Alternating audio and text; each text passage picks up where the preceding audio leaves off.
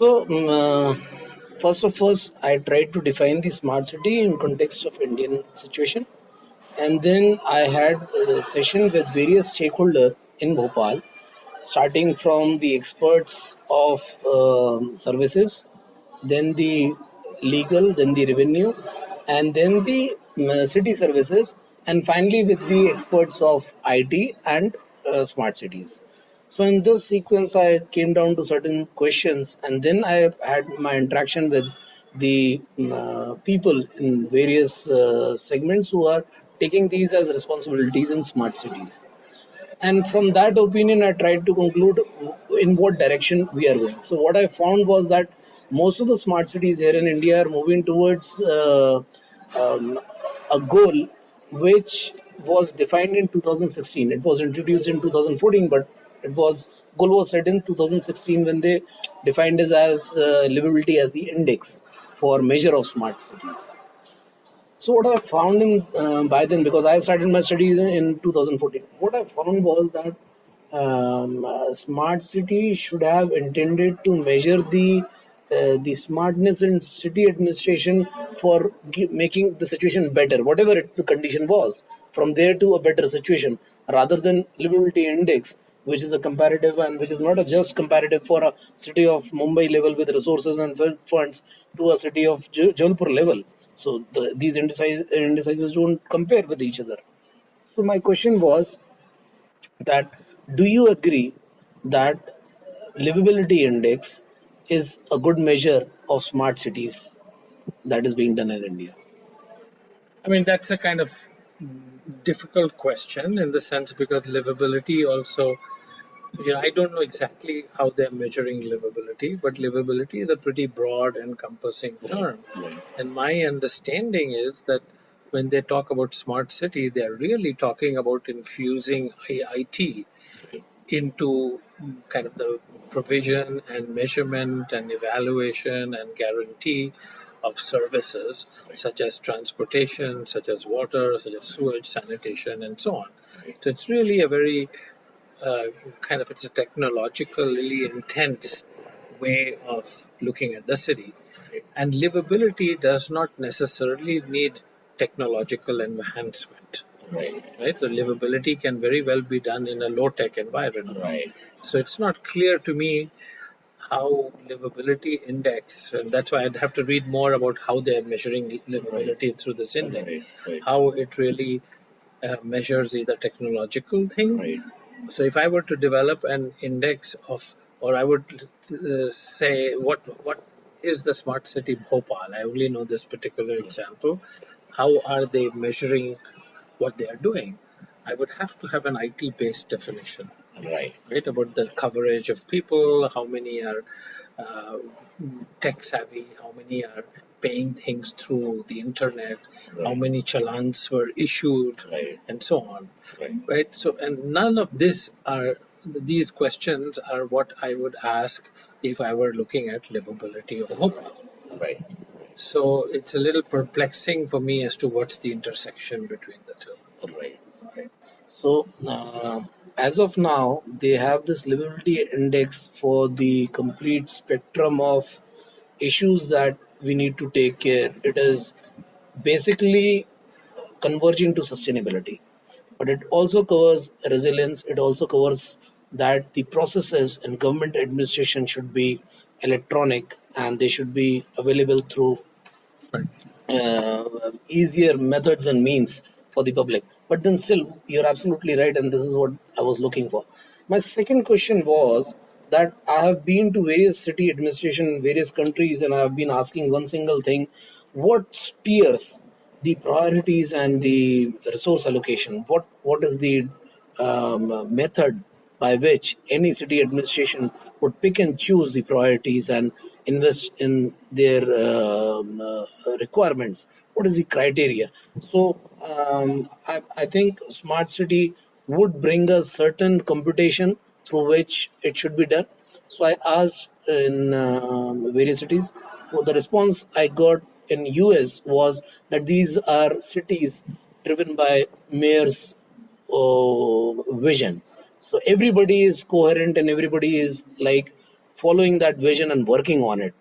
And here in India, the situation is not very different, but the resources are very low, and the priorities are little bit confusing in the sense that these are political groups which lead and which steer the way the wards have to be developed and taken care of. So my question is that what do you think would be a the question is based on the fact that in best of the administrations we have certain system working upon for communication, for giving orders, for there's certain kind of institutional memory. Whereas here in India, what I feel is the simple system that works is that boss is right. So what is happening is that the institutional memory is almost lost, and also there's no set up procedure for a certain kind of work in most of the cases. So my question was, what could be the setting out of a system in terms of operations, so that the administration tells the elected person that this is our limitation and we won't be able to push further from here. I think that, and again, I'm restricted to Bhopal smart city. I certainly think that there is enough scope for improving communication. So Mr. Mandal has joined us. So Yes. great. So the question. So we're recording this as well. Yeah, yeah. So the question we are dealing with is how might the elected people be informed and be a participant in this process of smart city development.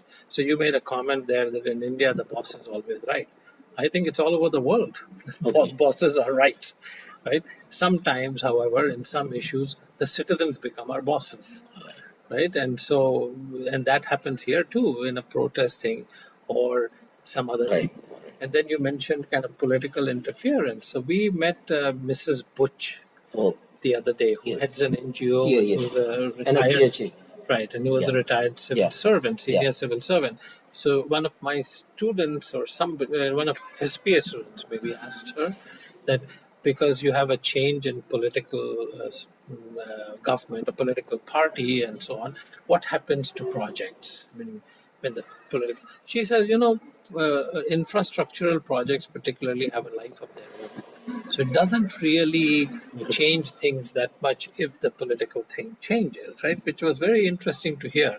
Well, the common sense thing is, okay, so we have a new government, so they're undoing what the previous government Yes. did, but it doesn't work that way. Yes. Right, and even in the United States, the current government the federal government is very different from Obama's government. So Trump government is very different, and they are changing things, but they can't do it overnight, and it's very hard to do. Right. So it's, I think, when you talked about institutional memory, I think a lot of the institutional memory is both resident with the citizens, but it is also resident in the bureaucratic infrastructure quite a bit. And so with the two together, it's very hard to change and unseat it if both of these people want something. So if the citizens really have an uprising, then sure, they can do something. If the bureaucracy was really forced to do something that it didn't like uniformly, then perhaps they can make a dent or make some changes. I mean, I've actually been impressed that Mrs. Butch's NGO was able to change the very location of the Yes. smart Yes, city, indeed. right? Yes, indeed. And that she pointed to a set of houses which were in decrepit state, and why not raise these and protect some greenery as opposed to where it was scheduled earlier, right? So I think the system is working in India too. Right. And so I see more hope than pessimism in Right. that respect. Right. But at the end of the day, we are all answerable to citizens. Right. And bureaucrats are not just answerable to their bosses, they are also answerable to citizens. Right. And we have seen it nowadays with privatization in India, for example, of medical services, where malpractice is really becoming a serious issue, Right. where not just having insurance is the issue, or not just catering to your bosses, but people are, going to doctors and demanding better service, for example. So I think accountability is an important thing everywhere. And the form of that accountability may be different. Malpractice is really becoming a serious issue where not just having insurance is the issue or not just catering to your bosses, but people are, going to doctors and demanding better service, for example. So I think accountability is an important thing everywhere. And the form of that accountability may be different in different countries or states or cities, but there is, I think, some accountability, and increasingly, I think both governments and bureaucracy and so on it has to be more responsive, right? Otherwise, it won't work. So this is my actually my research is into design of indicators for the goodness of smart city of India. So my last question pertaining to this is you've been in India, you've been in US, and you have had the experience of how administration work with high end technology and at the other end over here without resources. So question is what is the Indian context in the smart cities that we are building here? Because if you say that case of Bhopal is the only case in your experience, then every other smart city is doing like this only. So the question is, what is the Indian context that you'd look for in Indian smart cities? So you're looking for indicators Yes. to measure smart Right. growth, Right. right, or whatever it is. Right. And I think they're not true, shouldn't be. I think it's very much dependent on how you are thinking of the smart city. For example, Right. you mentioned earlier that the goal of smart city was to increase livability. Right. None of what I have seen has the same goal. Right. The goal is not about livability so much, it's more about tracking, it's more about finding leaky sieves, what we Right. call, and filling out leaks so that you can recover more money, make Right. it more sustainable.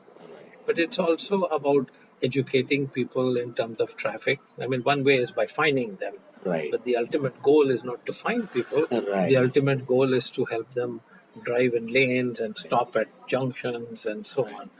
And so, same thing. The same thing with collection of waste, right? So they've developed systems here where you can now tell whether a waste container is empty and therefore should be filled. Right. So it works in two directions. On the one hand, if the waste container is filled, I mean, so the person who's there will also now demand, why hasn't the city come and emptied it? Right. Now that you have electronic ways of figuring out that it's full, right? So it is technology, although it is top down to a certain extent, it is also in the long run going to empower people down below because they will ask those questions, right? Absolutely. So smart parking, for example, right, is the same. So, Right. it's also a vehicle by which, if it's a government lot or private, I don't know, but smart parking, it's also a way of figuring out how much excess capacity you have, Right. right? And how can you rent space to somebody else, like an office that opens nearby? Maybe it'll do a monthly parking deal with them, right? So it's also at the private level as well as at the public level. So I think the indicator of each of these will be different. Right. I would refer you to a colleague, a former colleague, Judith Innes Okay. at Berkeley, and she's done some work on social indicators. Okay. Right, so you might find that Okay. work, I think, very helpful. The problem with indicators is also, and something maybe I don't know if you're interested in that, but Absolutely. the issue is that what are they measuring, right? The, they have, it's like when you take an exam and you do um, like a class 10 exam, or I don't know what you call it, metric or something, right? Right. So it's the same problem as teachers start teaching to the test, Right. right? Because the indicator is test. So same thing, once you measure, put an indicator in place, it'll emphasize certain things, but it will also systematically de-emphasize some others. And you cannot possibly have an indicator for everything. Right? So that's because, and Mr. Mandal is. May I interject something? Yes, please. Uh, Firstly, I would like to mention one or two sentences for your previous question and then come to the next Please, question. please, please. In the first question, that smart city and applicability, I would like to say two things here. One is that smart city has been conceived in India primarily from the objective of improving the governance systems in the cities, and for to that extent, that governance, how digital governance can help the functioning of the Right. city. From this perspective, it has been actually conceived. Right. So if we look at the things that the government is doing, trying to do, is it is trying to do with the help of private parties fully, because it all realized that it doesn't have the whole money to put in the very first place. So it has invited these digital companies associated with digital activities, and tried through them that how do we improve our city governance. If you see, majority of the things that the government has done are actually being welcomed by the people in the digital governance side. Okay, for example, Bhopal government has also launched many apps, some of which we always have been facing problems. I haven't paid my taxes this year yet, which I have to pay till March next year. I realized that today there is an app which I don't have yet, but then till last year I was actually paying the taxes manually. Okay, I was paying the taxes manually, Okay. and I could not get a. I could not get an actually internet password to pay my tax. Right. Every time I had to go. But now I am hoping that I'll be able to save the time. So that is one of the preliminary and first things. Nahi, Nisi. Thank you. I have to change. Yeah. Okay. So that is one of the things that I believe the citizen is liking. But when you say that how do we inform the politics? Yes, for these aspects, what the central government did was they sort of had lesser role for the local politicians, because this was an aim which was attempted by the central government, looking at the global picture and looking at how because our cities are actually contributing, progressively contributing higher and higher to the GDP, and one is expecting that if we want to be somewhere near the developed countries, our cities have to grow and be efficient. Some reports are suggesting by 2040 or 2050, 70% of GDP will be contributed by the cities. And if we have to go there, then we have to improve our city functioning and the way people are able to work in the cities. And from that perspective, government introduced this. They wanted to catch hold of the developed world in a shorter route, sort of. Now, having said that, that part people are those who are able to use that digital platform are of course welcoming it. Those who are not able to accept the digital platform, those are for whom some others are picking about the digital divide. And of course, in India, the digital divide is strong. So some people are questioning that in this situation of digital divide, how do you bring in all these digital features and activities, and how will people take help of it? You will see that there is a resonance of this with the cash transaction being shifted towards digital platform, and government is trying for it, but not succeeding so much, because a large part of our economy is in non-digital platform and informal sector. So that part remains, but then we are making a beginning, to my mind. So from that angle, I am very positive about it. One aspect of it, a small aspect of it, is related to redevelopment of an area, or which is something sometimes being called area based development. But that is not what is a smart city all about. It's though it is being part of made the though it has been made part of the smart city, but basically being called an area based, not necessarily being called a redevelopment project, because some cities have chosen greenfield areas rather than brownfield areas or already developed areas. In Bhopal, we have chosen a place which is already developed, so it is a redevelopment case. But redevelopment exercises have been happening earlier. It is going to happen tomorrow also. This is slightly in big scale, so that the city core somehow is redeveloped into a place where more of business command centers can come into picture and actually help other businesses to grow. in the other parts of the city. With that aim, they have done. That was done very quickly, so that's why a lot of objections was there, and as sir mentioned, the location was also shifted. But some cities have actually taken up greenfield areas also. Another aspect that I would like to point out, that through the smart city, one thing that we never had emphasized in India has also come in. That is the importance of the green areas. Though we are talking of digital, but importance of green areas have come about, which we have always neglected, and which the Western world through walkable cities and through green cities, active population is being promoted, so that people remain healthy, fall less sick. So all with all these aims, both the aim of walkability as well as the green spaces has been cities have actually taken up greenfield areas also. Another aspect that I would like to point out, that through the smart city, one thing that we never had emphasized in India has also come in. That is the importance of the green areas. Though we are talking of digital, but importance of green areas have come about, which we have always neglected, and which the Western world through walkable cities and through green cities, active population is being promoted, so that people remain healthy, fall less sick. So all with all these aims, both the aim of walkability as well as the green spaces has been introduced in smart, which is again something, if it comes up, it actually can happen to come up, then again people are bound to appreciate. The only problem is, because it is central driven, and special cells have been created bypassing the municipal corporation to some extent, so that the thing becomes faster, because realizing the capabilities of the current municipalities, so government has sort of developed the project in that way, so that the targets are met very quickly. That's how it has been done. So that is one problem, where local level of participation is a little bit less. Local politicians are also a little less informed about the matter, and it is primarily bureaucrats and the central government ministry and the bureaucrats there are who are basically driving the whole exercise. So that is one weakness, that local participation is a little less. Another factor with regards to choice of the indicators.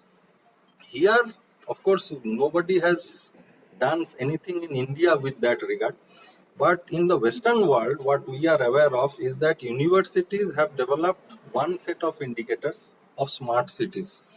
There are three universities which jointly developed. They have 6 pillars of measuring whether a smart city, how smart it is, and they give a ranking. But however, if we look at the European context also, there two things are there. When the government is defining a smart city in a certain way, and the universities are measuring the smart cities in a different way.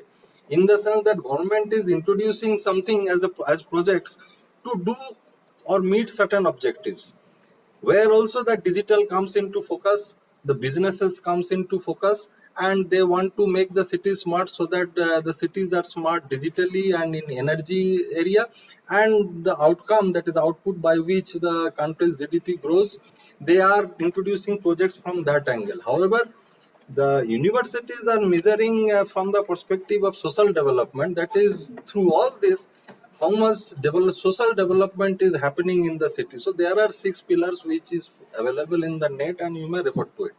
In India, they also have developed livability indicators.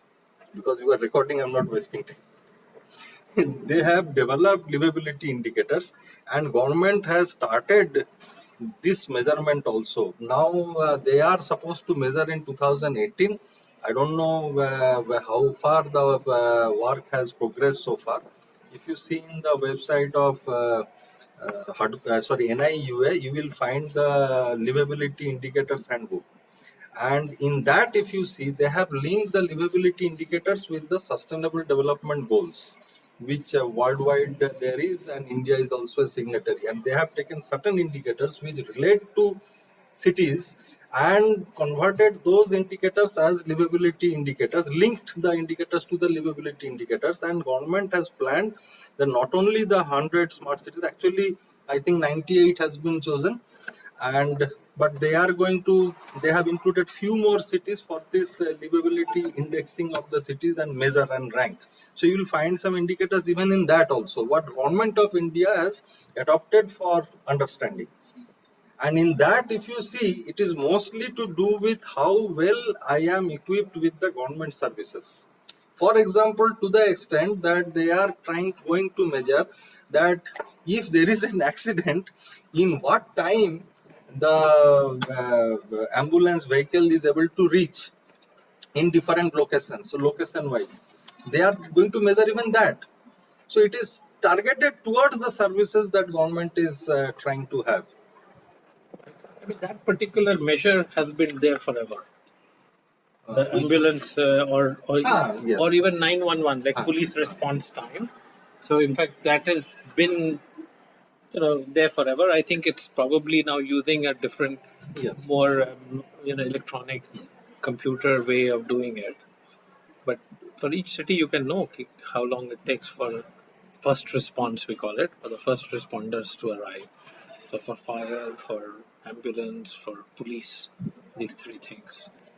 But that was just an aside. I think the points that Mr. Mandal raised are well taken. And we talked about it before you got here that smart city here seems to be more of a infusion of IT into the urban fabric. How do you both measure Because utility? that part is because government is trying to improve its own governance systems. Right. And that's the other interesting thing that when we talk about governance, we think that governance, the contra view of government, so it's not government. So the previous idea was government, now the new idea is governance, right? So the contrast for governance is government.